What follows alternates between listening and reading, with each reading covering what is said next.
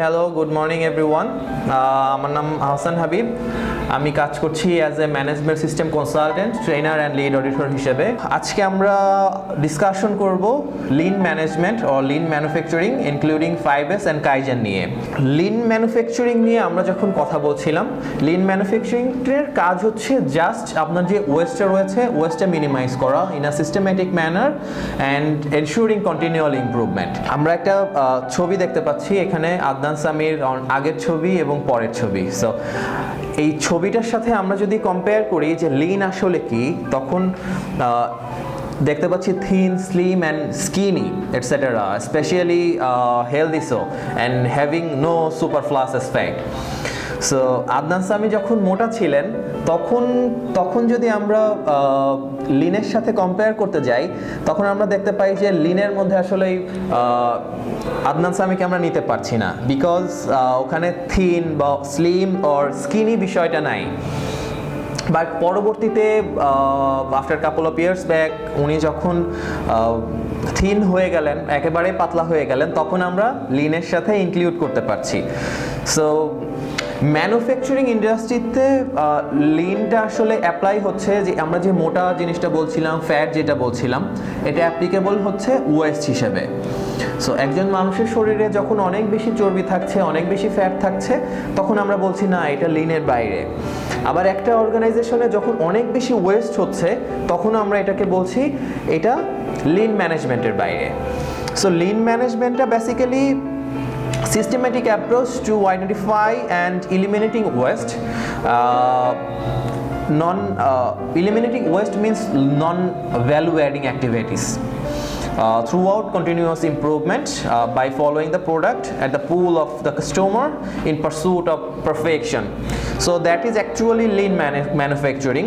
আমরা একটা স্ট্যাটিস্টিক্স দেখছিলাম যে value added and non value added জিনিসগুলো একটা ম্যানুফ্যাকচারিং ইন্ডাস্ট্রিতে অনলি 5% ভ্যালু অ্যাডেড জিনিস থাকছে। এটা অ্যাকচুয়ালি ডিপেন্ডস করছে, বাট নন ভ্যালু অ্যাডেড জিনিসের পার্সেন্টেজটা অনেক বেশি হয়ে যাচ্ছে। ভ্যালু অ্যাডিং অ্যাক্টিভিটিস আসলে কি জিনিস বা ভ্যালু অ্যাডিং বলতে আমরা কি বুঝি? বেসিক্যালি ভ্যালু অ্যাডিংটা তখনই ভ্যালু অ্যাড করে যখন আপনার কাস্টমার ওই বিষয়টার জন্য পে করতে প্রস্তুত রয়েছেন, অথবা একটা ট্রান্সফর্ম করছে প্রোডাক্টটাকে ট্রান্সফর্ম করছে অ্যাজ ইন নতুন কোনো টেকনোলজি আপনি ইনভেন্ট করছেন বা নতুন কোনো একটা শেপে নিয়ে আসছেন, নতুন কোনো একটা লুকের মধ্যে আপনি যখন চলে যাচ্ছেন, তখন সেটাকে আমরা প্রোডাক্টে ট্রান্সফর্ম হিসেবে কাউন্ট করছি। And most importantly, this product should be done in the first attempt as in অনেক সময় দেখা যায় আমাদের রিজেক্ট হয়ে যাচ্ছে, অল্টার হয়ে যাচ্ছে, আমরা রিওয়ার্ক করছি। সো যখনই রিওয়ার্ক, অল্টার হচ্ছে, তখনই কিন্তু এই বিষয়গুলোকে আমরা ওয়েস্টের পর্যায়ে নিয়ে আসি। সো এইটা যখনই না থাকছে, তখন সেই ওয়ার্কগুলোকে আমরা ভ্যালু অ্যাডিং ওয়ার্ক হিসেবে কাউন্ট করছি। আর যেগুলা ভ্যালু অ্যাড করছে না, সেগুলো অবভিয়াসলি নন ভ্যালু অ্যাডিং প্রোডাক্ট হিসেবে আমরা কাউন্ট করছি। ওয়েস্ট আসলে কেন প্রবলেম, এটা নিয়ে আমরা একটা ভিডিও দেখেছি, এটা নিয়ে একটা আমরা ছবি দেখেছি যে যে একটা সময়ে যে সমুদ্রে জোয়ার ভাটা হয়, তো জোয়ার আসার আগে মানে ভাটা যখন থাকে, তখন আমরা অনেকগুলো রক দেখতে পাই বা অনেক ধরনের পাথর দেখতে পাই সমুদ্রের মধ্যে। বাট যখনই জোয়ারের পানি চলে আসে, তখন কিন্তু ওই রকগুলা পানির নিচে ঢাকা পড়ে যাচ্ছে। সো এইভাবে যদি আমরা ম্যানুফ্যাকচারিংয়ের সাথে রিলেট করতে চাই, তাহলে ম্যানুফ্যাকচারিং ইন্ডাস্ট্রিতে আমরা যখন প্রোডাকশন করার সময় দেখা যাচ্ছে যে আমাদের কোন প্রবলেমসগুলো রয়েছে, কী ধরনের রিস্ক রয়েছে, রিস্ক অ্যাজ ইন পরবর্তীতে যেগুলো আমাকে এফেক্ট করতে পারে আমার ম্যানেজমেন্ট সিস্টেমে, আমার অকুপেশনাল হেলথ অ্যান্ড সেফটিতে, আমার এনভায়রনমেন্টে, ওভারঅল আমার প্রোডাকশনে যখন এফেক্ট করছে যে রিস্কগুলো, সেই রিস্কগুলো আমি আইডেন্টিফাই না করে যখনই কাজ করতে যাব, তখনই কিন্তু আমার অনেক ধরনের প্রবলেম ফেস করার পসিবিলিটিসটা বেড়ে যায়। বেড়ে যায় অ্যাজ ইন বিভিন্ন ধরনের ওয়েস্ট এখান থেকে উৎপন্ন হয়। সো ওয়েস্টগুলো আমরা পরবর্তীতে দেখব আসলে ওয়েস্টগুলোকে আমরা কিভাবে ক্যাটাগরাইজ করছি, কিভাবে ওয়েস্টগুলোকে আমরা ভাগ করছি। Now we are talking about 3M actually, which is Muda, Mura and Muri. Muda actually total the waste, and Muri is variation of the processes, and Muri is depends the overloading of work or overloading of activities and so on. Mura বলতে আমরা টিমোডসো নামে একটা term পড়ছিলাম, সেটা হচ্ছে TIMWOODS. T for transportation as in transportation West বলতে আমরা basically count করছি ওই ধরনের ওয়েস্টগুলোকে যে আমি প্রোডাকশনে কাজ করছি, প্রোডাকশন ডিপার্টমেন্টে কাজ করছি। সো প্রোডাকশনে কাজ করতে গিয়ে আমাকে ডিপেন্ড করতে হচ্ছে সাপ্লাই চেনের উপরে ওর স্টোরের উপরে যে আমি কখন র ম্যাটেরিয়ালগুলো পাবো। সো এই যে একটা মুভমেন্ট হচ্ছে আমার প্রোডাক্টের একটা জায়গা থেকে আরেকটা জায়গাতে, এইখানে যে টাইমগুলো কনজিউমিং হচ্ছে এটাকে আমরা বলছি ট্রান্সপোর্টেশন ওয়েস্ট। এরপরে ইনভেন্টরি বলতে আমি যখন আমার স্টোরে যাচ্ছি, আমার যদি প্রপার ইনভেন্টরি না করা থাকে, আমি যদি না জানি আসলে আমার আইটেমগুলো কোথায় রয়েছে, ওখানে একটা টাইম কনজিউমিং হচ্ছে। So inventory is a kind of West, এই ধরনের ইনভেন্টরিগুলো। Alright, after that motion as in the movement within the workplace. একজন ওয়ার্কার কাজ করছে বাট তাকে বারবার মুভ করতে হচ্ছে, একটা জায়গা থেকে আরেকটা জায়গায় ক্রমাগত যেতে হচ্ছে। লাইক আমরা এক্সাম্পল হিসেবে বলতে পারি যে আমরা কোনো একটা প্রেস মেশিনে কাজ করছি অথবা কোনো একটা আয়রনিংয়ে কাজ করছি। So after completing single iron আর আফটার কমপ্লিটিং ফিউ প্রেসিং আমাকে দেখা যাচ্ছে সুইচটা অফ করতে হচ্ছে, কিছুক্ষণ পরে গিয়ে আবার নতুন করে অন করতে হচ্ছে। সো এই জায়গাতে আমার যে টাইমটা কনজিউমিং হয়ে যাচ্ছে এটাকে আমরা মোশন ওয়েস্ট বলছি। Alright, waiting is a kind of West, যে আপনি আপনার সুপিরিয়রের কাছে কোনো ধরনের ডিসিশনের জন্য ওয়েট করছেন। So it's a kind of waste. Waiting is a kind of waste then. Alright, skills is very important for any kind of manufacturing industry or any kind of organization. So if you don't have a proper skill personnel, তখন কিন্তু উনি অনেক ধরনের ভুল করবেন। তো ভুল করবেন বলতে আপনি কোয়ালিটি প্রোডাক্ট হয়তো পাবেন না, অন টাইমে আপনার শিপমেন্টগুলো আপনি কমপ্লিট করতে পারবেন না, কাস্টমার কমপ্লেইন আপনার অনেক ধরনের অ্যারাইজড হয়ে যাবে, which is directly affect your quality or management system quality or total quality. Alright, so skill মানুষের অভাব যদি থাকে সেটাকে আমরা এক ধরনের ওয়েস্ট হিসেবে কাউন্ট করছি। অলরাইট, ডিফেক্টস, আমরা এর আগে যেটা বললাম, ডিফেক্টস অ্যাজ ইন কাজ করতে গিয়ে আমার রিজেক্ট হচ্ছে, অল্টার হচ্ছে, নতুন করে কাজ করতে হচ্ছে। সো এই ডিফেক্টসটাকেও আমরা ওয়েস্ট হিসেবে কাউন্ট করব। Alright, and over processing and over production is a thing. আমরা যদি প্রথমে ওভার প্রোডাকশনের কথা চিন্তা করি, তাহলে ওভার প্রোডাকশন হচ্ছে আমার লাইক আজকে টার্গেট ছিল যে আমরা 5000 পিসেস গার্মেন্টস প্রিপেয়ার করব আর ম্যানুফ্যাকচার করব, বাট দিন শেষে আমি দেখলাম আমার অর্ডারই ছিল আসলে 5000। সো আমার বায়ারের সাথে এই ধরনেরই নেগোসিয়েশন হয়েছে যে আমি 5000 পিসই দিব, বাট দিন শেষে আমি দেখতে পারলাম যে আমার 5020 পিস ও 30 পিস এক্সট্রা হয়েছে। সো এই এক্সট্রা প্রোডাক্ট নিয়ে অ্যাকচুয়ালি আমি কোনো কাজে লাগাইতে পারবো না। সো এই যে এক্সট্রা একটা প্রোডাক্ট আমার হয়ে যাচ্ছে, এই এক্সট্রা প্রোডাক্টকে বা ওভার প্রোডাকশন আমরা বলছি, or over production is a kind of West. And finally over processing. Overprocessing and defects are almost same. Overprocessing হচ্ছে আপনি কিছু কাজ করছেন যেই কাজগুলো আসলে একেবারেই নেসেসারি না, এই জায়গাতে আপনার যে টাইমগুলো ওয়েস্ট হচ্ছে অর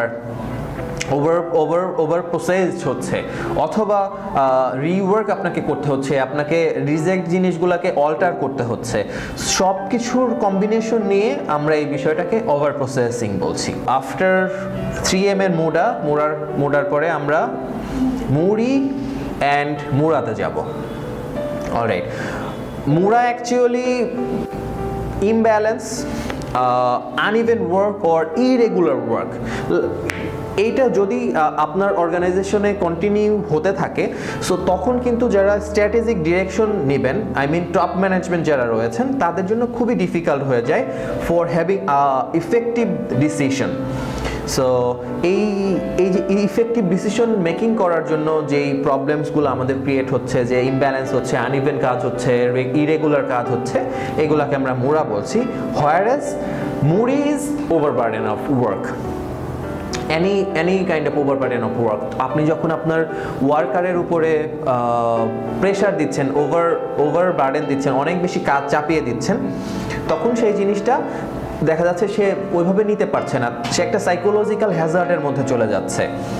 সে চিন্তা করছে যে আমি এত কাজ কিভাবে করব, এই চিন্তা করতে গিয়েই সে হয় অসুস্থ হয়ে যাচ্ছে, আর সে কাজ করতে গিয়ে ভুল করছে, রিজেক্ট করছে, আবার রিওয়ার্ক করতে হচ্ছে।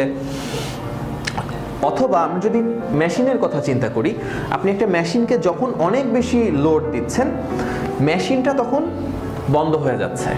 আমরা ইন্ডাস্ট্রির ভাষায় যে এইগুলাকে বলি ব্রেকডাউন। সো ব্রেকডাউন যখন হচ্ছে, তখন কিন্তু আপনার কাজের হ্যাম্পার হচ্ছে, আপনি অন টাইম ডেলিভারি এনশিওর করতে পারছেন না, আপনার যে একটা স্কেডিউল ছিল দিনের শুরুতে যে আমি এতটুকু কাজ করব, সেটা আপনি কনফার্ম করতে পারছেন না। সো সব কিছু মিলে বিজনেসের উপরে একটা ইফেক্ট চলে আসছে। মুড়ি এইগুলো সবগুলো আসলে একটা টুলস কি করার জন্য, আমাদের অর্গানাইজেশনের যে ওয়েস্টগুলো রয়েছে, ওয়েস্ট বলতেই যে যেটা অব্যবহৃত জিনিস, যেটা আমি ব্যবহার করব না সেটা ওয়েস্ট, বিষয়টা আসলে তা না। আমরা কিন্তু অনেকগুলো ক্যাটাগরিজের ওয়েস্ট এখানে দেখেছিলাম। এটা আমাদের বেসিক কাজ যে আমরা ওয়েস্টটাকে মিনিমাইজ করে ফেলবো, ইলিমিনেট করে ফেলবো আমাদের প্রসেস থেকে যতটুকু সম্ভব, এবং কন্টিনিউয়াল ইমপ্রুভমেন্টের মাধ্যমে। আর 5S এর মূল উদ্দেশ্য হচ্ছে আমার যে কর্মস্থল রয়েছে, এই কর্মস্থলটাকে ক্লিন অ্যান্ড অর্গানাইজড রাখা, পরিষ্কার পরিচ্ছন্ন রাখা, গুছায় রাখা সব কিছু। 5S, 5 মানে 5, এস মানে এস, মানে 5টা এস এর সমন্বয়ে অ্যাকচুয়ালি 5S গঠিত হচ্ছে।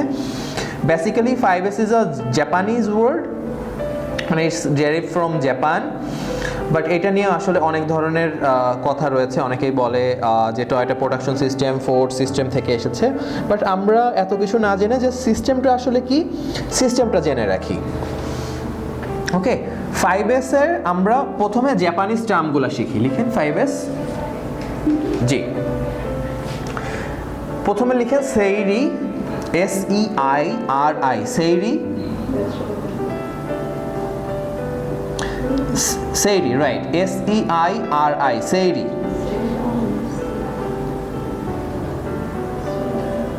সেইরির পরে লিখেন সেইটন, SEITON,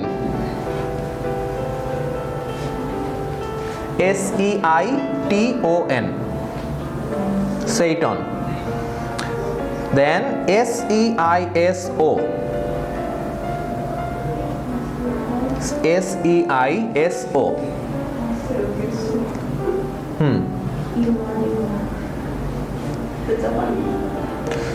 Seiketsu, SEIKETSU,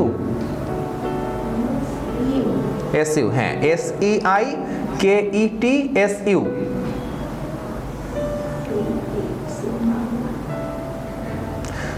Setsuke, Setsuke, SHITSUKE।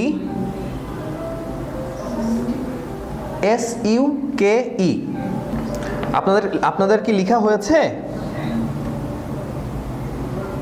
Sir. ওকে, তাহলে এইগুলো আমরা শিখলাম জাপানিজ ওয়ার্ড। জাপানিজ ওয়ার্ডগুলো মনে রাখা যদি আপনাদের জন্য কষ্টকর হয়ে যায়, তাহলে এইগুলার ইংলিশটা আমরা শিখে নিই একটু। সেইরি যেটা প্রথম ওয়ার্ড লিখেছিলেন, এটার পাশে লিখেন শর্ট, সেইটনটা লিখেন সেট ইন অর্ডার। ওকে, সেইসো means shine, then standardise, and finally sustain. লেখা হলে একটু বলবেন আমাকে। ওকে, এই জিনিসটাই আমরা একদম ডিটেইলসে যাব। 5S এর এই 5টা যে বিষয়ে আমরা দেখলাম এতক্ষণ, এইগুলার ইন্টারপ্রিয়েট করব আমরা, এইগুলা নিয়ে ডিসকাশন করব। ওকে, সেইরি বা শর্ট যে জিনিসটা, এইটা হচ্ছে আপনার যে আননেসেসারি জিনিসগুলো রয়েছে আপনার কর্মস্থলে, সেই জিনিসগুলো সব বের করে দেওয়া। আপনি লিখতে পারেন যে get rid of unnecessary thing or unnecessary stuff, then set in order. Set in order just সাজায় রাখা, শাইন হচ্ছে জাস্ট ক্লিন করবেন এবং ইনস্পেক্ট করবেন। আমরা যে অডিট করি, ইন্সপেকশন করি সেই বিষয়গুলো। তাহলে আমরা একটা একটা করে আসি। আমরা কি সামনের দিকে আগাবো? ওকে, সো শর্ট বলতে আমরা কি বুঝলাম? আমরা এক কথায় বললাম শর্ট হচ্ছে আমার অপ্রয়োজনীয় যেই বিষয়গুলো রয়েছে, যেই জিনিসগুলো রয়েছে সেইগুলো আমি বাদ দিয়ে দিব, সরাই ফেলবো আমার চোখের সামনে থেকে। আপনার ধরেন যে একটা ডেস্কটপে পুরো স্ক্রিন জুড়ে যদি একদম জিনিসপত্র দিয়ে ভরা থাকে, অনেক সময় আমাদের ডেস্কটপে এরকম থাকে না যে জিনিসপত্র দিয়ে ভরা, এই ধরনের ছবি আছে, আমি দেখাবো আপনাদেরকে। হ্যাঁ, ধরেন আমার ডেস্কটপটা, আমার ল্যাপটপের মধ্যে আমার পুরো স্ক্রিন জুড়ে যদি অনেকগুলো ফাইল থাকতো, তাহলে প্রয়োজনীয় যেই ফাইলটা আমার দরকার হচ্ছে সেই ফাইলটাকে আমি খুঁজে বের করতে পারতাম ইজিলি। কষ্ট হতো না আমাদের বের করতে, রাইট? সো এইটা যাতে না হয়, দ্যাটস ওয়াই আমরা যত আননেসেসারি জিনিস রয়েছে সেই জিনিসটাই হচ্ছে সেট ইন অর্ডার অথবা সেট অন। এন্ড ইম্পর্টেন্ট আরেকটা জিনিস রয়েছে আর কি এই জায়গাটাতে সেট ইন অর্ডারে, সেটা হচ্ছে আপনি যদি র‍্যাক মেইনটেইন করতে পারেন, এইটা আপনাকে অনেকভাবে হেল্প করে। র‍্যাক বলতে অনেক সময় দেখবেন যে যারা প্রোডাকশনে কাজ করছে, প্রোডাকশনে তার দাঁড়ানোর জায়গা বা বসার জায়গার নিচে তিনটা আলাদা আলাদা কার্টুন থাকে। একটা হচ্ছে রিজেক্ট, একটা অল্টার, একটা রিপেয়ার, একটা রিওয়ার্ক, এরকম কার্টুন থাকে। হ্যাঁ, এইটাও kind of set in order, সাজিয়ে রাখলেন বা পরবর্তীতে যাতে ইজিলি আপনি নিতে পারেন সেই জিনিসটা এনশিওর করা। ওকে, এরপরে আমরা আসবো শাইন। শাইন সম্পর্কে আপনারা কেউ কি কিছু বলবেন? শাইন বলতে বোঝায় ক্লিন এবং মানে একদম পরিষ্কার পরিচ্ছন্ন রাখা এবং সময় সময় গিয়ে ওই জিনিসটা চেক করে দেখা যে সবকিছু ক্লিন রয়েছে কিনা। এইটা নিয়ে কেউ কি কিছু বলবেন কিনা? যে শাইন বলতে কি বোঝায়? রাইট রাইট, চকচকা চকচকা। উনি হচ্ছে একটা কোম্পানির সিইও। ওই সিইও সাহেব কি করছে? একটা ওই ফ্যাক্টরিতে গিয়ে ঝাড়া মোছা করতেছে। হ্যাঁ, কারণ হলো উনি শাইন এনশিওর করতেছে। এটা মানে জাপানিতে যেটাকে বলে সেইসো, SEISO। এইটার মানে হচ্ছে আপনি টপ ম্যানেজমেন্ট হন নাকি ওয়ার্কার হন, এটা ডাজন্ট ম্যাটার। একটা 30 মিনিটস রুল আছে। 30 মিনিটস রুল হচ্ছে কাজ শুরু করার আগে মানুষজন ফ্যাক্টরিতে আসবে, ফ্যাক্টরিতে এসে তার নিজের কর্মস্থল একদম ঝাড়ু মোছা দিয়ে সুন্দর করে গুছায় রেখে, মানে পরিষ্কার করে সবকিছু গুছায় রাখবে। তো এইটা কে সিইও আর কে ক্লিনার ডাজন্ট ম্যাটার।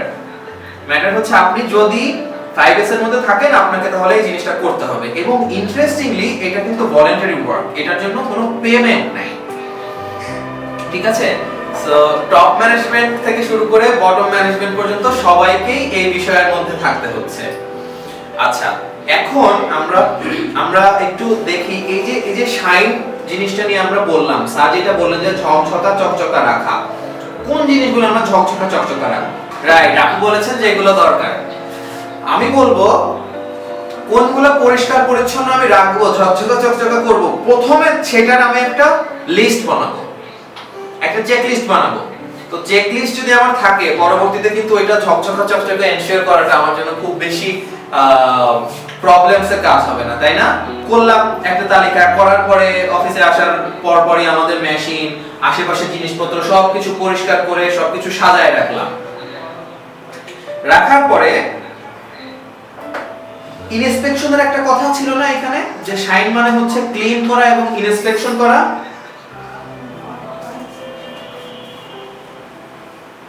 রাইট, এই যে ইনস্পেকশন আমি করব, ইনস্পেকশন করতে গিয়ে আমি দেখলাম যে একটা জায়গাতে পানি পড়ে আছে।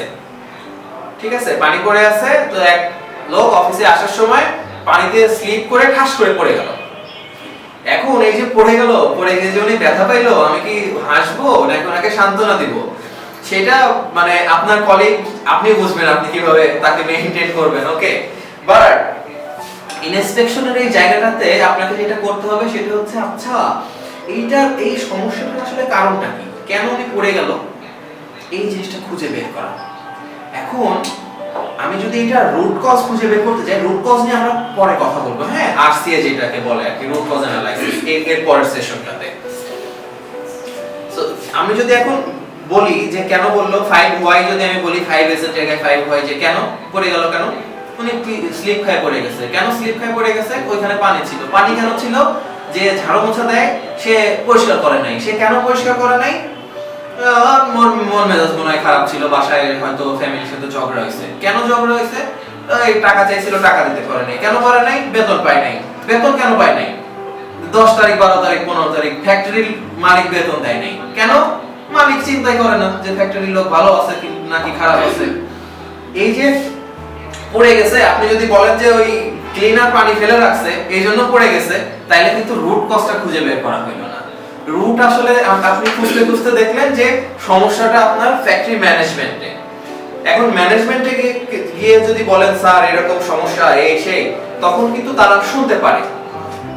যাই হোক, এখানে শাইন বা সেইসো মেইন উদ্দেশ্য হচ্ছে ক্লিন রাখা, নিট এন্ড ক্লিন রাখা এবং ইনস্পেকশন করা, যে কোনো একটা প্রবলেমের রুট কজ গুলো আইডেন্টিফাই করা, ঠিক আছে। আচ্ছা, এর পরে যেটা রয়েছে সেটা হচ্ছে স্ট্যান্ডার্ডাইজড কোনো কিছুই না, সেটা হচ্ছে আপনার এখানে উপরে যে তিনটা আমরা পড়লাম, sort, set in order and shine, এই তিনটা জিনিস ঠিকমতো হচ্ছে কিনা বা এই তিনটা জিনিস যাতে ঠিকমতো হয় সেটা নিয়ে কাজ করা, বা সেই জিনিসটাকে মাথায় রেখে পরবর্তী অ্যাকশন প্ল্যানগুলো সেট করা, ঠিক আছে। এন্ড ফাইনালি সাস্টেইন বলতে কি বুঝেন? আপু বলেছে টেকসই, আর কেউ স্যার? রাইট, টেকসই জিনিসটা কি একটু সহজ বাংলায় বলেন। মজবুত কি? দীর্ঘস্থায়ী। আচ্ছা, আপনারা সংস্কৃতি বলতে কি বুঝেন বলেন তো? কালচার বা সংস্কৃতি, অভ্যাস বুঝেন না? কালচার বলতে তো অনেক কিছু, একটা দেশের কালচার, জি, ফ্যাক্টরি কালচার, অথবা আপনি আপনার নিজের কালচার বলেন। আপনি নিজেকে দিয়ে উদাহরণ দেন যে নিজের কালচার বলতে আপনি কি বুঝেন?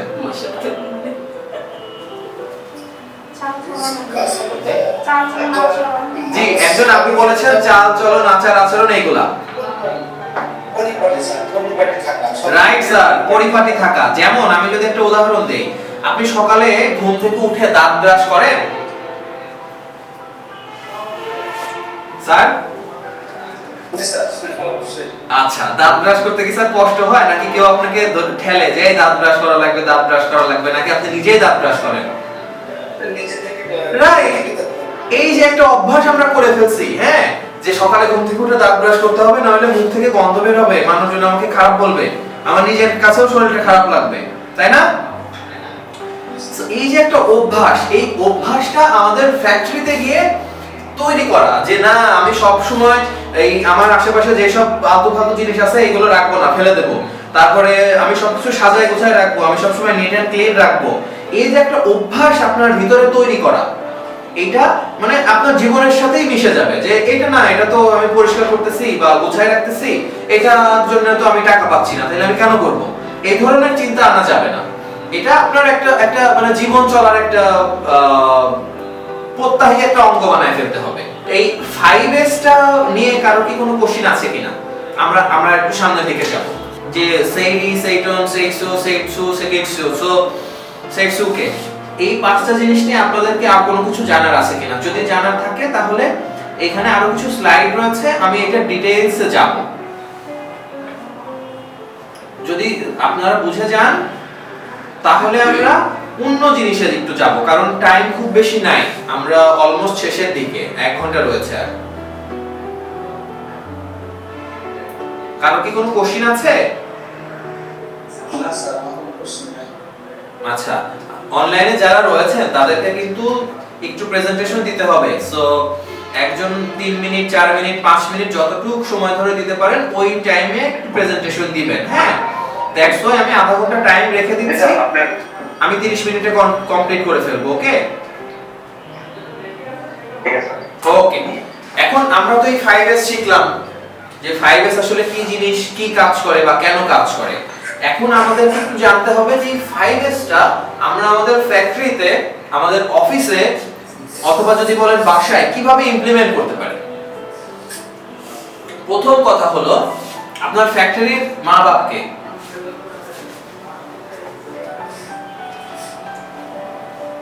স্যার, আপনার ফ্যাক্টরিতে বাপ মাকে, আপনার একটা ফ্যাক্টরির বস যে, ফ্যাক্টরির মালিক, টপ ম্যানেজমেন্ট যে, সে যদি টাকা পয়সা না দেয়, রিসোর্স না দেয়, তাহলে কিন্তু আমরা অপারেশন করতে পারবো না, তাই না? সো এই জিনিসগুলা ইমপ্লিমেন্ট করার প্রথম শর্ত হলো টপ ম্যানেজমেন্ট যিনি রয়েছেন বা যিনি মালিক রয়েছেন তার থেকে একটা কমিটমেন্ট নেওয়া। কমিটমেন্ট নেওয়া বলতে একটা পলিসি প্রিপেয়ার করা। পলিসি বলতে টপ ম্যানেজমেন্টের ইন্টেনশনটা আমরা বের করে নিয়ে আসবো। ইন্টেনশনটা হলো যে ভাই বা স্যার আপনি এই কি করতে চান সেই জিনিসগুলো লিখে দেন বা আপনি সেই জিনিসগুলো বলেন। তো সে বললো, সে যখন একবার ডিক্লেয়ার দিয়ে দিছে তার মানে ফ্যাক্টরির সবাই মনে করেন যে আধা জল খায় লাগলো, উঠে পড়ে লাগলো যে কি আছে 5S এর ভিতরে, এটা এখন করাই লাগবে। এরপরে কি হলো, স্যার তো সব সময় টাইম দিতে পারবেন না, একজন উনি ম্যানেজমেন্ট রিপ্রেজেন্টেটিভ সেট করে দিবেন। ম্যানেজমেন্ট রিপ্রেজেন্টেটিভ বলতে এই সমস্ত কাজ দেখাশোনা করার দায়িত্ব থাকবে ওনার। এটা সেট করার পরে আপনি আপনাদের সকলে দায়িত্বগুলো সেট করলেন, জব ডেসক্রিপশন বানালেন, কার কি কাজ আছে সেই কাজগুলো সেট করলেন। এই জব ডেসক্রিপশন সেট করার আরো একটা উদ্দেশ্য হলো ফ্যাক্টরিতে আমি অলরেডি 450 মতো অডিট করে ফেলেছি, কনসালটেন্সি করেছি আরো 60-70টা মতো, ট্রেনিং আছে 200 মতো। সো ফ্যাক্টরিতে গিয়ে আমি একটা বিষয় আবিষ্কার করি যে কিছু মানুষ আছে যারা দেখা যাচ্ছে যে 300% কাজ করে ফেলে, মানে তাদের 300% দিয়ে দেয়, আর কিছু মানুষ আছে যে সারাদিন বসে আছে, দিন শেষে গিয়ে ক্রেডিট নিয়ে নিচ্ছে বা কোনো কিছুই করতেছে না, অমনে চলে যাচ্ছে। হ্যাঁ, ভ্যালু অ্যাড করে না। সো সবাই যাতে কাজের মধ্যে থাকে তার জন্য আমাদের জব ডেসক্রিপশন গুলো সেট করা উচিত। যাই হোক, আমরা এগুলো সেট করলাম, সেট করার পরে আমরা কাজ শুরু করলাম এবং রেকর্ড রাখা শুরু করলাম যে হ্যাঁ আজকে আমি ক্লিন করছি বাথরুম, আজকে আমি এটা ক্লিন করছি, আজকে এগুলো অডিট করছি। এই ধরনের সমস্ত আমরা রেকর্ড রাখবো। রেকর্ড রাখার পরে আমাদের যত এমপ্লয়ি রয়েছেন, যারা এমপ্লয়ার রয়েছেন, সবাইকে আমরা ট্রেনিং এর ব্যবস্থা করব 5S এর উপরে, যে কিভাবে 5S নিয়ে কাজ করতে হয়, এটা কিভাবে ইমপ্লিমেন্ট করতে হয়। ওকে, করার পরে ফাইনালি আমরা চলে যাব অডিট এন্ড ইভালুয়েশনে। অডিট এন্ড ইভালুয়েশন মিন্স যে আমি আমার টপ ম্যানেজমেন্ট প্রথমে আমাকে যেটা বলেছিল যে হ্যাঁ আমি 5S ইমপ্লিমেন্ট করব, এর জন্য যে পলিসি একটা প্রিপেয়ার করলো, এইটা ঠিকমতো আসলে হচ্ছে কিনা সেটা আমি অডিট এবং ইভালুয়েশন করে দেখব।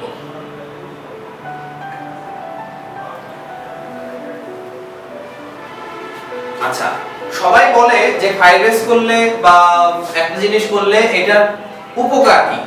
আমি যদি বলি যে এই যে সিস্টেমটা রয়েছে, সিস্টেমটা আমি যদি ফলো না করি তাহলে আমার কি কি ধরনের প্রবলেম ফেস করতে হতে পারে সেটা আপনারা বলবেন।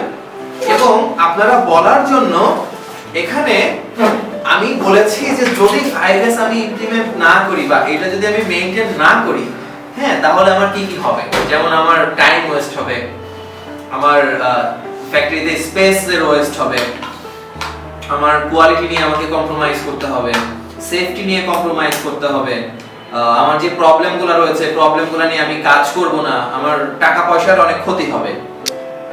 এগুলো হলো যদি আমি 5S না করি। এখন আপনি একটু বলেন তো যে আপনার ফ্যাক্টরিতে যারা ওয়ার্কার বলতে যারা ক্লিনার রয়েছে, যারা সুপারভাইজার সুইপার রয়েছে, তারা কতটুকু ইম্পর্টেন্ট আপনার অর্গানাইজেশনের জন্য? মানে অনেক বেশি। মানে ম্যানেজারের যারা ম্যানেজার বা যারা জিএম তাদের থেকে বেশি না কম? হ্যাঁ, ওই দিক দিয়ে তাদের ডিপার্টমেন্ট বেশি, ম্যানেজমেন্ট তো প্রয়োজন আছে, কিন্তু তাদের গুরুত্ব অনেক বেশি। কেন স্যার? ক্লিনারের বিষয়টা তাদের উপর ডিপেন্ড করে। ফ্যাক্টরির চকচকা এবং ফ্যাক্টরির আউটলুকিং, কালচার সবকিছু ডিপেন্ড করে ক্লিনারের উপর। রাইট, ক্লিনারের উপরে ডিপেন্ড করে। এখানে আরেকটা বিষয় রয়েছে স্যার, আপনি খুব সুন্দর করে বলেছেন। অনেকাংশে এই জিএম বা ম্যানেজারদের থেকেও তাদের প্রয়োজনীয়তা বেশি, কারণ জিএম স্যার যদি না আসে সে কিন্তু ফোনে ইনস্ট্রাকশন দিয়ে দিতে পারবে বা সে একটা মেইলে বলে দিতে পারবে যে আজকের কর্মপদ্ধতি এটা, আজকে এইভাবে কাজ করতে হবে। কিন্তু একজন ক্লিনার যদি 3 দিন না আসে তাহলে আপনি আর ফ্যাক্টরিতে ঢুকতে পারবেন না, তাই না? সো এই কাইজেন নিয়ে আমরা যখন কাজ করব তখন আমরা কাউকেই ছোট করব না। এমনিতেও কাউকে ছোট করা উচিত না মানুষ হিসেবে, কিন্তু তারপরেও ডেজিগনেশন হিসেবে আমরা তো ওই যে প্রথম শ্রেণী, দ্বিতীয় শ্রেণী, তৃতীয় শ্রেণীতে যারা কাজ করে তাদেরকে অলরেডি ভাগ করেছি।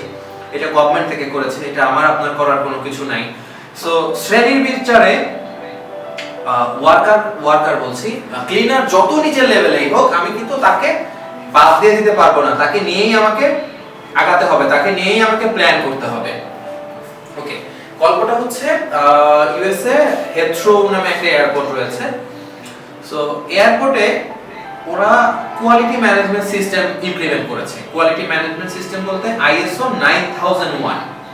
হ্যাঁ, আইএসও 9001 এর নাম কি শুনেছেন আপনারা কেউ? স্যার, মানে এই ক্লাসে শুনেছেন? জি ওকে, গুড।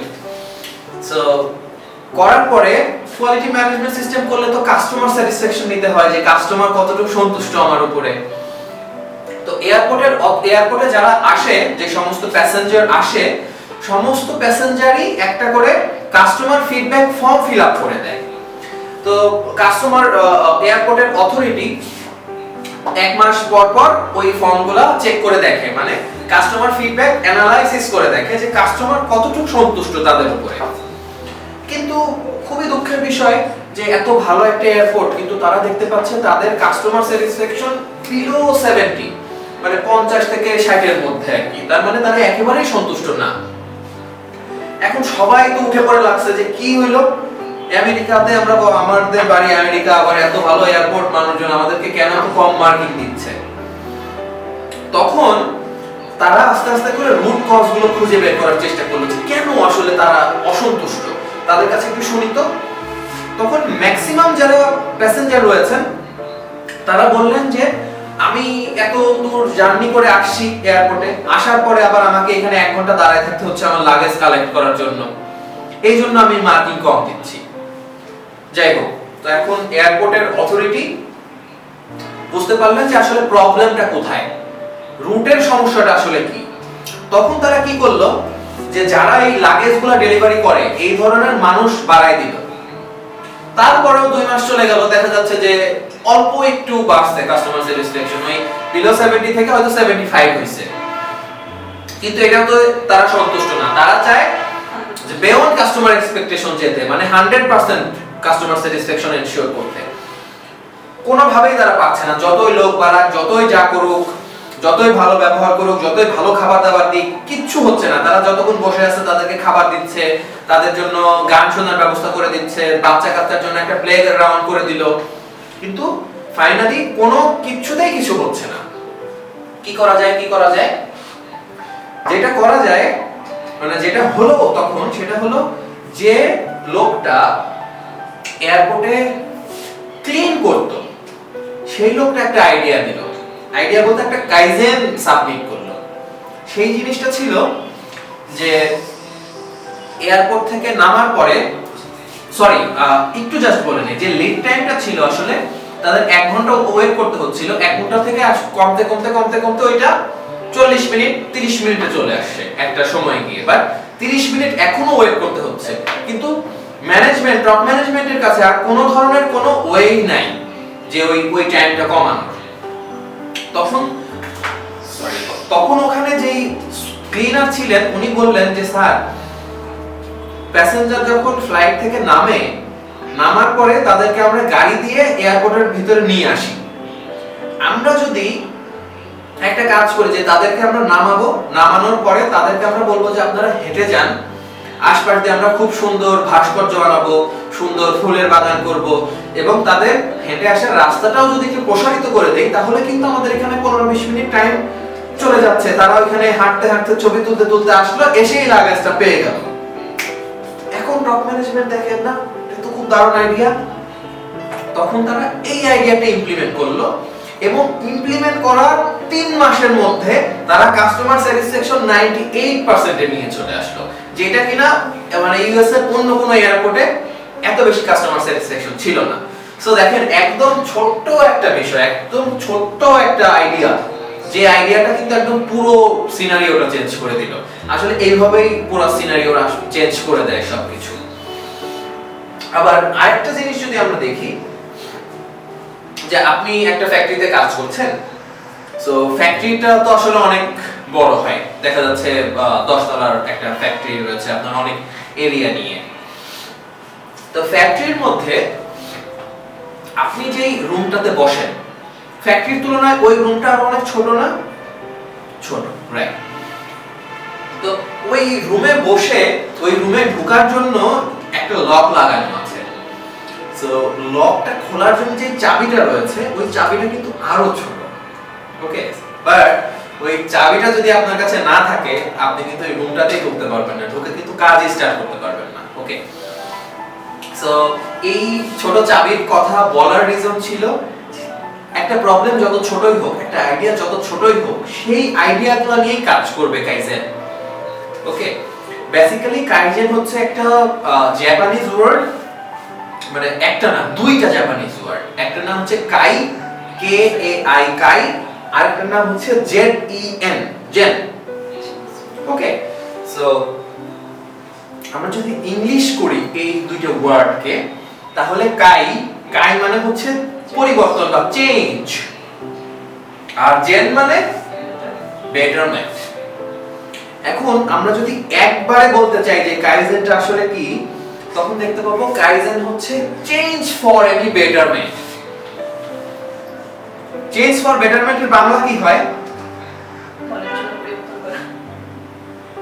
কেউ একজন বলেন তো যে চেঞ্জ ফর বেটারমেন্টের বাংলা কি হয়? এক্স্যাক্টলি, ভালোর জন্য পরিবর্তন। তো ভালোর জন্য পরিবর্তন এনশিওর করাটাই কাইজেন। ওকে, এখন আরেকটু প্রেসিয়াসলি যদি আমি বলি, তাহলে কাইজেন মানে এক কথায় কন্টিনিউয়াল ইমপ্রুভমেন্ট। ওকে, শুরুতে আমরা একটা কথা বলেছিলাম যে continuous improvement and continual improvement. কেউ কি আছেন এখানে যে বলতে পারবেন যে কন্টিনিউয়াস ইমপ্রুভমেন্ট এবং কন্টিনিউয়াল ইমপ্রুভমেন্টের মধ্যে ডিফারেন্সটা কোথায়?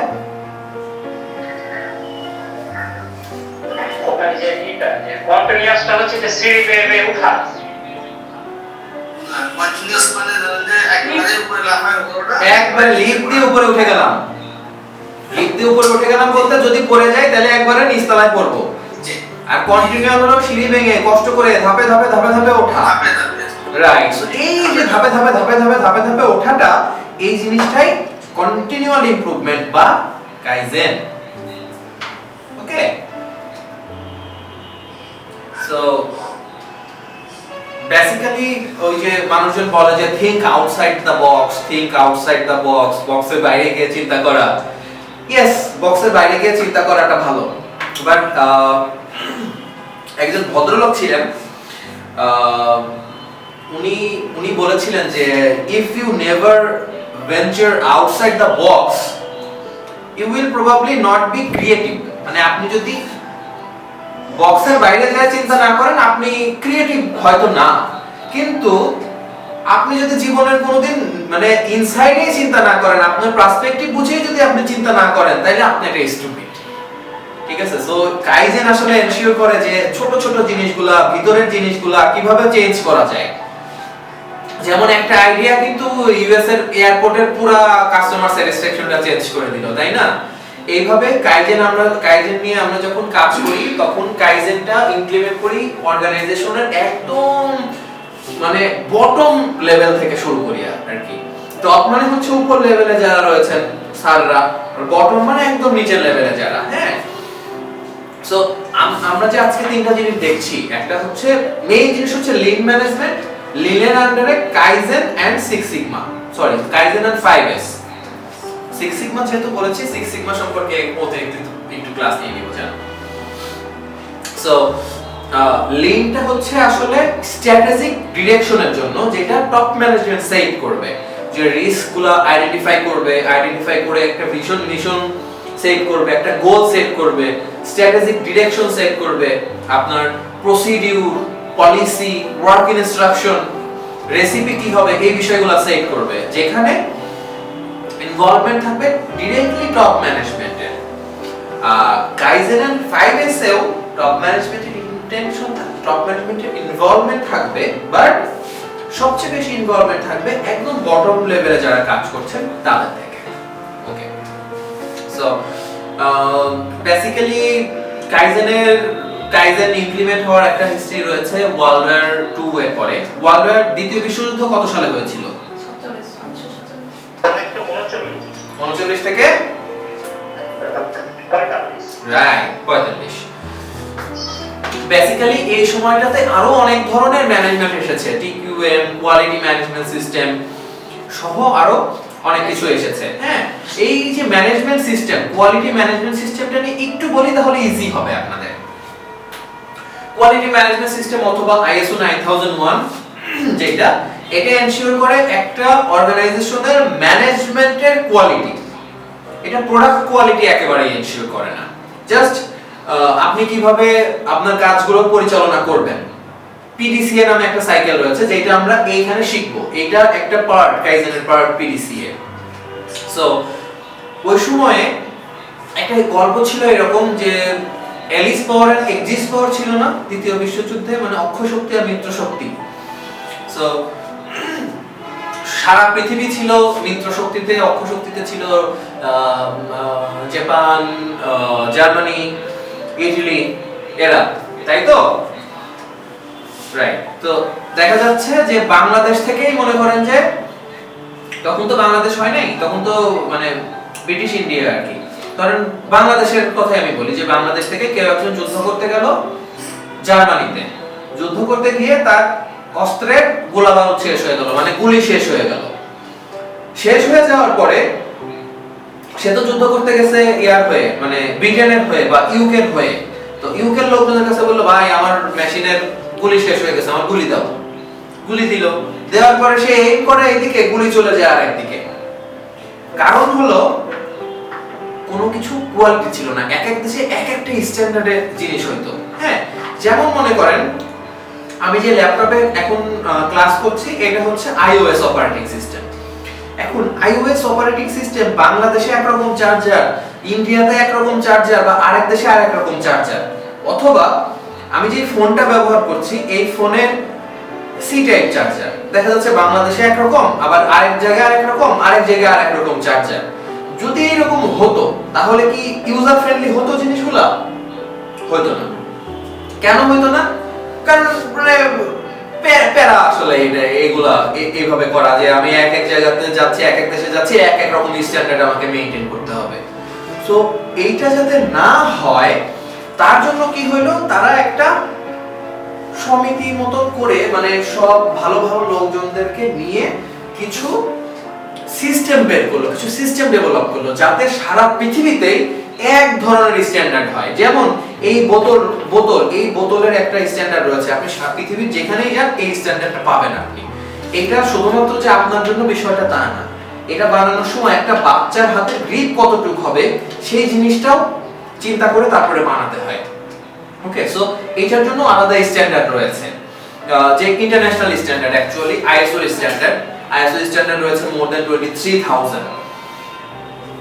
সো এরকমই দ্বিতীয় বিশ্বযুদ্ধের পরে টয়োটা নামে যে জাপানিজ অর্গানাইজেশনটা ছিল, ওরা ফার্স্ট এই কাইজেনের সিস্টেমটা ইমপ্লিমেন্ট করে।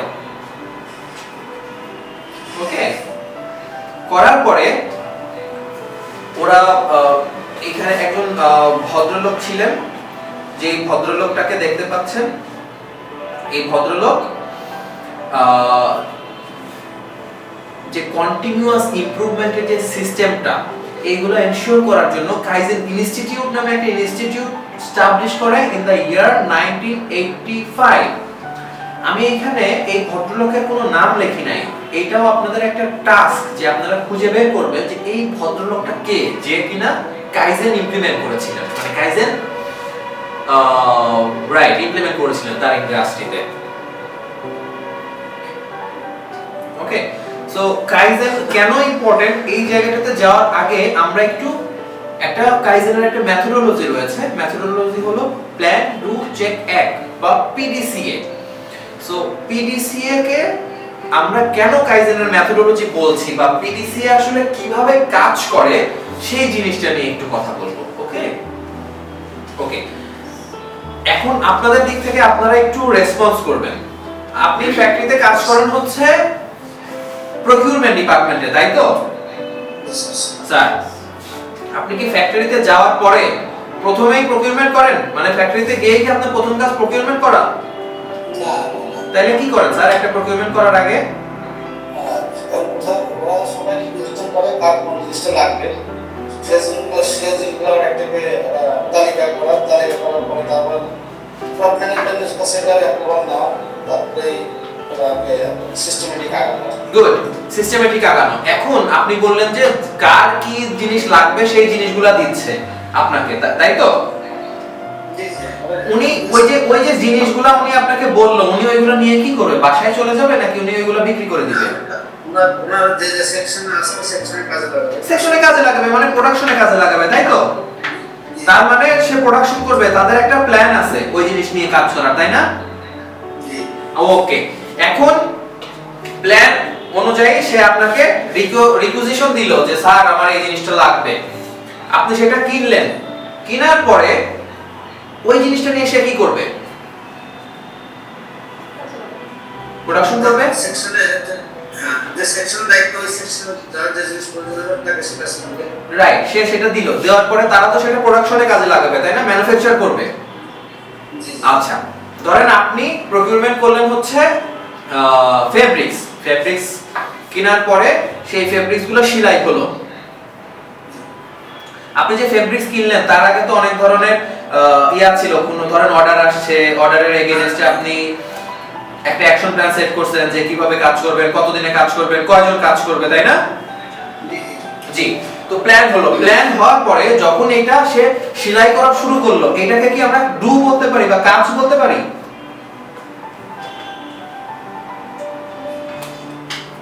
স্যার,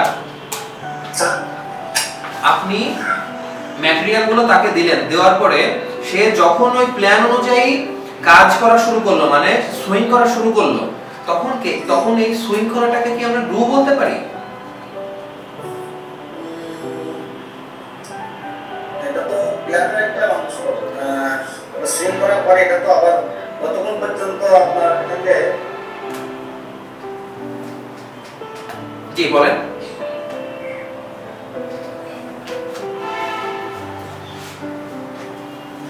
স্যার আপনি আমার জিনিসটা একটু বুঝেন। জিনিসটা হলো আপনি আপনাদের ফ্যাক্টরিতে কি বানান? ওভেন বানান না? জি স্যার। তো ওভেন আপনি ফ্যাক্টরিতে যাই তো আপনার যারা প্রোডাকশনে কাজ করে তারা গিয়েই তো সেলাই শুরু করে দেয় না, তাই না? করার আগে তো একটা ধরেন যে অর্ডার আসলো, একজন বায়ার অর্ডার দিল, ওই অর্ডারের এগেইনস্টে আপনারা ম্যান পাওয়ার প্ল্যানিং করলেন। ম্যান পাওয়ার প্ল্যানিং করার পরে চিন্তা করলেন যে এই অর্ডারটা আমি তুলতে পারবো কিনা অন টাইমে। তারপরে আপনি প্ল্যান করলেন যে কিভাবে কি কি জিনিস আমার কিনতে হবে, কি কি বাজেট লাগবে, সেই অনুযায়ী আপনি জিনিসগুলো কিনলেন, তাই না? কেনার পরে তারপরে তো কিনে নিয়ে আসার পরে তারপরে সুইং করা শুরু হলো, তাই তো? তো প্ল্যানিং স্টেজে ছিল হচ্ছে আমি এই ম্যাটেরিয়াল কিনবো, এখানে ম্যান পাওয়ার লাগবে। তারপর যখন সুইং শুরু হলো, সুইংটাই তো মূল কাজ, তাই না? তাই এই কাজটাকে কি আমরা ডু বলতে পারি? আচ্ছা, গুড, ডু। তাইলে কাজ শুরু করার পরে দেখা যাচ্ছে আপনাদের ডিপার্টমেন্টে কোয়ালিটি আছে না? জি, কোয়ালিটির লোক যে একটা লাইনে দাঁড়ালো, দাঁড়ানোর পরে দেখলো এই এখানে দাগ কেন বা এখানে কাটা কেন বা স্পট কেন, এটা কি, এটাকে কি এই যে সে যে বের করলো ইন্সপেকশন করে, এটাকে কি আমরা চেক বলতে পারি? চেক অবশ্যই। জি, চেক করে আমি কি বের করলাম স্যার?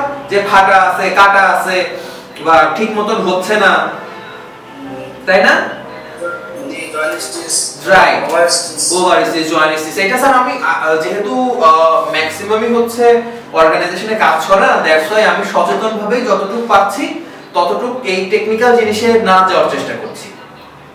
হ্যাঁ, এখন যেটা আপনি চেক করে পাইলেন যে এই প্রবলেম আছে, সেগুলো কি ফেলে দেন? না, আমরা তো আবার ফেলে দেওয়া হয় না। কি করা হয়? রিপেয়ার বা যেগুলো রিপেয়ার করা কিংবা স্পট কোনো সমস্যা সেগুলো আবার চেক করে ওরা ঠিক করা লাগে। এক্স্যাক্টলি। তার মানে যেই সমস্যাগুলো পাইলেন সেগুলোর বিরুদ্ধে আপনি অ্যাকশন নিচ্ছেন, যে কেন সমস্যাগুলো হইলো, বা এই সমস্যা যে হইছে এটা কি এখন আমি রিওয়ার্ক করতে পারবো কিনা বা রিপেয়ার করতে পারবো কিনা, তাই না? জি জি। Exactly sir. সো এইটা হচ্ছে অ্যাকশন। এই যে একটা প্ল্যান, ডু, চেক, অ্যাকশন, এই জিনিসটা কাইজেনের একটা মেথডোলজি। এই জিনিসটা ফলো করে আসলে আমরা অর্গানাইজেশনে কাজ করি, ছোট ছোট পরিবর্তন করি। এখানে ছোট ছোট পরিবর্তনটাই মুখ্য বিষয়। যে কাই মানে হচ্ছে চেঞ্জ, আর জেন মানে হচ্ছে কি? Better, right. তার মানে বেটারমেন্টের জন্য চেঞ্জ করা। তাহলে এইখানে আমরা যে প্রসেসটা ফলো করছি, এই প্রসেসটাও আসলে একটা কাইজেনের পার্ট। এইটাও আমরা চেঞ্জ করার জন্য, একটা বেটার চেঞ্জের জন্য এই কাজটা করছি। এটা আপনার লাইফেও কিন্তু প্রযোজ্য, এটা আপনিও করেন। যেমন ধরেন আমি যে কয় টাকা বেতন পাই, আমার মাসের প্রথমে একটা প্ল্যান থাকে যে আমি কি কি করব। এটা দিয়ে কয়দিন আমি রেস্টুরেন্টে খাইতে যাব, কয়দিন আমি ঘুরতে যাব, আমি কয় টাকা সেভ করব, কয় টাকা বাড়িতে পাঠাবো, কয় টাকা বাড়ি ভাড়া দেব। প্ল্যান করলাম, প্ল্যান করার পরে আমি ওই অনুযায়ী চললাম। চলার পরে মাসের 20 দিন যায় নাই, দেখা গেছে আমার টাকা শেষ। কি হলো টাকা কেন শেষ? তখন চেক করলাম যে আমি কি করছি তাইলে এত। তখন খুঁজে বাই করলাম আমার 5 দিন রেস্টুরেন্টে যাওয়ার কথা ছিল, আমি গেছি 10 দিন, দল বল নিয়ে গেছি, এই জন্য টাকা খরচ হয়েছে। তাইলে আমার অ্যাকশনটা কি? আচ্ছা ঠিক আছে, সামনের বার যখন আমি প্ল্যান করব তখন আমি এত বেশি রেস্টুরেন্টে খাইতে যাব না। এরপরে দেখা যাচ্ছে তারপরের মাসে, এর আগের মাসে আমার টাকা শেষ হলো 20 তারিখে, এই মাসে টাকা শেষ হয়েছে 24 তারিখে। এইভাবে করতে করতে আস্তে আস্তে দেখা যাচ্ছে আমি একটা সিস্টেমের মধ্যে চলে আসছি, আমার আর টাকা শেষ হয় না। টাকা কম থাকলেও দেখা যাচ্ছে আমার যে পকেটে খাওয়ার টাকা থাকতো না, সেই রকম সমস্যায় পড়তে হচ্ছে না। এই যে এই সিস্টেমটা ফলো করলাম স্যার, ফলো করার পরে যে আমার সব সময় পকেটে টাকা থাকে, এটা কি একটা ডেভেলপমেন্ট না? অবশ্যই। একটা সিস্টেমেটিক ডেভেলপমেন্ট না স্যার? রাইট। এই যে বেটারমেন্টের জন্য আমার চেঞ্জটা হইলো, এইটাই স্যার একটা কাইজেন। ওকে, সো পিডিসিএ নিয়ে তো আমরা অলরেডি আলোচনা করেছি। এখন আমরা কিছু কাইজেনের বৈশিষ্ট্য দেখি, যে কাইজেনের কি বৈশিষ্ট্য রয়েছে। প্রথম বৈশিষ্ট্য কাইজেনের হচ্ছে আমার অনেক বড় বড় চেঞ্জ করার দরকার নাই। অনেক বড় বড় চেঞ্জ বলতে ধরুন আমি এই মেশিনই চেঞ্জ করে ফেলবো, আমি ওই এরকম বিল্ডিং এ থাকবো না, এরকম চেঞ্জ দরকার নাই। ছোট ছোট চেঞ্জ যেগুলো আপনার বেটারমেন্ট করতে এনশিওর করবে, সেই ধরনের চেঞ্জ আমরা করে ফেলবো।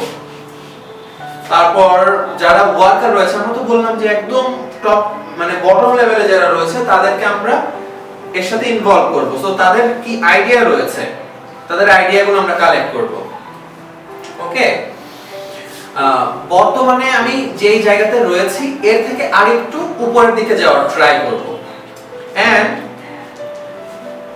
ইনভেস্টমেন্টগুলো মানে খুব বেশি মেজর ক্যাপিটাল ইনভেস্টমেন্ট আমি এর মধ্যে রাখবো না। এবং সবচেয়ে ইম্পর্টেন্ট যে বিষয়টা, সেটা হলো আমার ফ্যাক্টরিতে যারা কাজ করে এই ভাই বোনরা বা আমিও অনেক ক্ষেত্রে চিন্তা করি, ধুর আমি এখানে ক্লাস করতে আসছি বা এখানে কাজ করতে আসছি, আমার কি, আমার সারাদিন পার হইলে আমি মাস শেষে তো বেতন পাচ্ছি। এই চিন্তাটা থেকে বের হয়ে আপনাকে চিন্তা করতে হবে যে আপনার ওনারশিপের জায়গাটা, যে এটা আমি কাজ করতেছি, এটা আমার সম্পত্তি। যখনই আপনি এই চিন্তাটা করবেন, যখনই আপনার টপ ম্যানেজমেন্ট আপনাকে এই চিন্তাটা করতে সুযোগ দিবে, সুযোগ অ্যাকচুয়ালি দেয় না। সুযোগ কিভাবে দিতে পারে? সুযোগটা হচ্ছে আপনাকে বললো যে দেখো গত বছরে আমাদের এত টাকা প্রফিট হয়েছে, আমিও তো ব্যবসা করি প্রফিটের জন্য, তোমাদেরকে তো আমি টাকা ভাগ করে দিতে পারবো না, তবে একটা অংশ আমি দিয়ে দিলাম, একটা অংশ দিলাম তোমরা এটা নিয়ে পিকনিক করে আসো, বা একটা অংশ দিলাম এটা নিয়ে কিছু একটা কাজ করো তোমরা। এই যে এনকারেজ করা টপ ম্যানেজমেন্ট থেকে লোয়ার লেভেল ম্যানেজমেন্টকে বা একদম মিডল লেভেল ম্যানেজমেন্টকে, এটা কিন্তু কাইজেনের একটা অনেক বড় বৈশিষ্ট্য। ওকে, আচ্ছা, কাইজেনের 10টা প্রিন্সিপাল রয়েছে। 10টা প্রিন্সিপালে যাওয়ার আগে আমরা কিছু একটা জিনিস জেনে নেব, যেটার নাম হচ্ছে পোকিওক। কাইজেনের সাথে পোকিওকটা একটু জড়িত, পি ও কে এ, পোকা, ওয়াই ও কে ই, পোকাইওক। ওকে, সো কাইজেন তো আমরা জানলাম যে আমার বেটারমেন্টের জন্য চেঞ্জ করছে, এটা আমার কন্টিনিউয়াল ইমপ্রুভমেন্ট এনশিওর করছে, স্মল চেঞ্জগুলো প্রাধান্য পাচ্ছে রাদার বড় বড় ইনভেস্টমেন্ট, বড় বড় চেঞ্জ থেকে। এন্ড প্রত্যেকটা এমপ্লয়ি কাইজেন পারফর্ম করছে। কাইজেন এটা ছিল। আর পোকাইওকটা বেসিক্যালি জিরো ডিফেক্ট এনশিওর করে। যদিও বাস্তবিক অর্থে zero defect is not possible, defect হবেই, এটা আসে আপনি জাপানেই যান বা যেখানেই যান, ডিফেক্ট মাস্ট, মানে 0.00001% হলেও ডিফেক্ট হয়। হ্যাঁ, এইটা জিরো ডিফেক্টটা মানে জিরো কোয়ালিটি কন্ট্রোলটা এনশিওর করার জন্য কাজ করে পোকাইওকে। মিস্টেক প্রুফিং একটা বিষয় রয়েছে। মিস্টেক প্রুফিং বলতে আমি যেই ভুলগুলা করছি, ভুলগুলা যাতে পরবর্তীতে রিপিটেডলি না হয় এটা নিয়ে কাজ করা, রুট কজ আইডেন্টিফাই করা, correction, corrective action and prevention, এই তিনটা টার্মে আমি আসবো, আমাকে জাস্ট একটু মনে করায় দেন এই পোকাইওকটা শেষ করে। এন্ড ইমপ্রুভমেন্টের মানে ইমপ্রুভমেন্টের এফিসিয়েন্সি বাধাগ্রস্ত হয় এই ধরনের মিস্টেকগুলো আমরা এরর করব বা কমায় ফেলবো অথবা এলিমিনেট করে ফেলবো এই পোকাইওকে। এন্ড ফাইনালি কাইজেনের মধ্যে যেমন আমার প্রত্যেকেই পারফর্ম করছিল, এখানে টপ ম্যানেজমেন্ট পারফর্ম করছে, তার মানে এখানে আমরা একটা TQM, total quality management ensure করে ফেলছি। কাইজেনের একটু উদাহরণে যদি আমরা আসি এই জায়গাটাতে,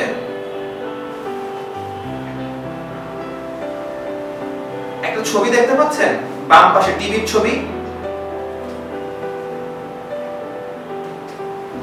একটা টিভির ছবি হ্যাঁ,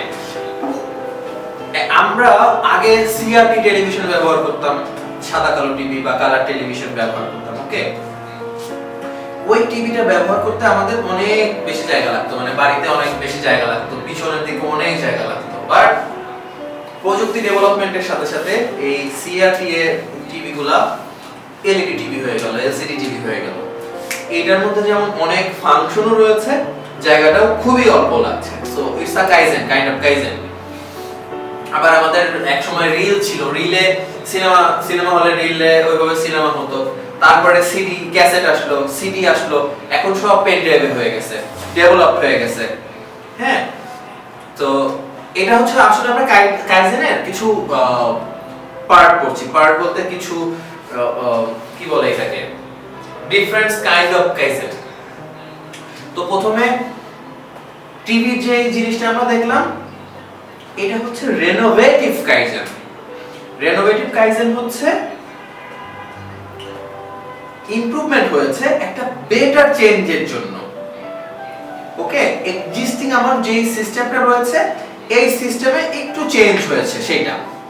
আর ইনোভেটিভ কাইজেন হচ্ছে টেকনোলজি চেঞ্জ হয়েছে, যে রিল থেকে আমরা ক্যাসেটে আসলাম, ক্যাসেট থেকে সিডি প্লেয়ার, ওয়াকম্যান, ওয়াকম্যান তো ক্যাসেটের সময় ছিল, মানে ক্যাসেটের পরে সিডি প্লেয়ার, তারপর আমরা পেন ড্রাইভে চলে গেলাম।